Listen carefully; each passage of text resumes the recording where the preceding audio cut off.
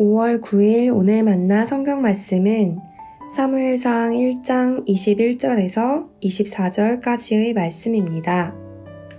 그 사람 엘가나와 그의 온 집이 여호와께 매년제와 서원제를 드리러 올라갈 때에 오직 한나는 올라가지 아니하고 그의 남편에게 이르되 아이를 젖대거든 내가 그를 데리고 가서 여호와 앞에 뵙게 하고 거기에 영원히 있게 하리이다 하니 그의 남편 엘가나가 그에게 이르되 그대의 소견에 좋은 대로 하여 그를 젖대기까지 기다리라.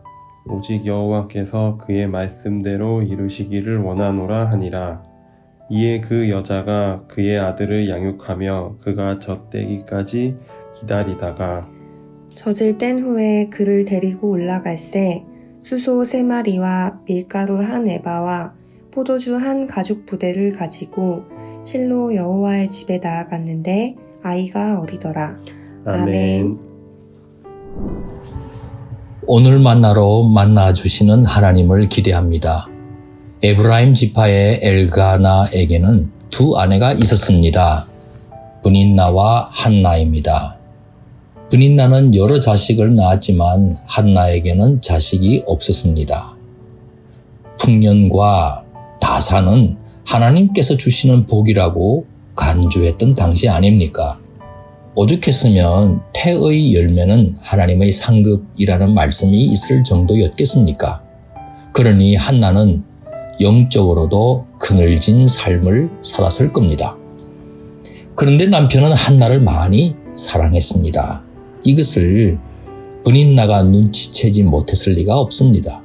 더욱이 하나님께 제사 드리고 나면 남편이 제물의 분깃을 모든 식솔들에게 나눠주는데 한나에게만 2배나 챙겨주었습니다. 한나를 향한 브닌나의 질투심은 더 준동할 수밖에 없었습니다.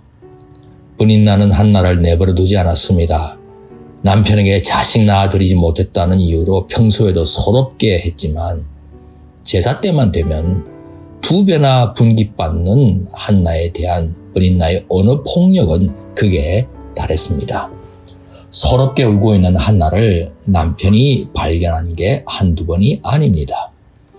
그때마다 한나는 법궤가 안치되어 있는 성막 앞으로 나아가 통곡하며 기도하곤 했습니다. 한 번은 하나님께 서원의 기도를 드렸습니다. 하나님께서 자식을 주시면 평생의 나실인으로 하나님께 바치겠다고 말입니다. 제사장 엘리는 한나가 소리도 없이 입술만 움직이는 것을 보고 한나가 술에 취한 것으로 착각했습니다. 성막 앞에까지 와서 술주정하는 거냐며 당장 술 끊으라고 야단쳤습니다. 한나로부터 자초지종을 듣게 된 엘리 제사장은 미안한 나머지 하나님의 응답을 빌어주었습니다. 하나님의 때가 찾아 마침내 한나에게 잉태하는 기적이 임했습니다. 아들을 순산했을 때 그 기쁨은 무엇에 비교할 수 있었겠습니까? 서러웠던 세월들이 주마등처럼 스쳤을 겁니다. 한나는 아들의 이름을 사무엘이라 정했습니다. 하나님께 간구하여 얻었다는 의미를 담은 겁니다.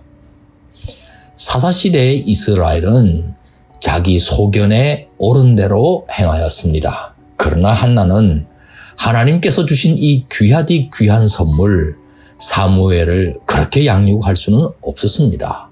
서원하여 얻은 아이이니 서원 따라 하나님께 바쳤습니다. 사무엘은 장차 사사시대와 왕정시대를 연결시켜주는 선지자로 쓰임받지 않습니까? 사울 왕을 세울 뿐 아니라 장차 오실 메시아의 조상이 되는 다윗 왕도 그 뒤를 이어 세우는 너무도 중요한 일에 쓰임받습니다.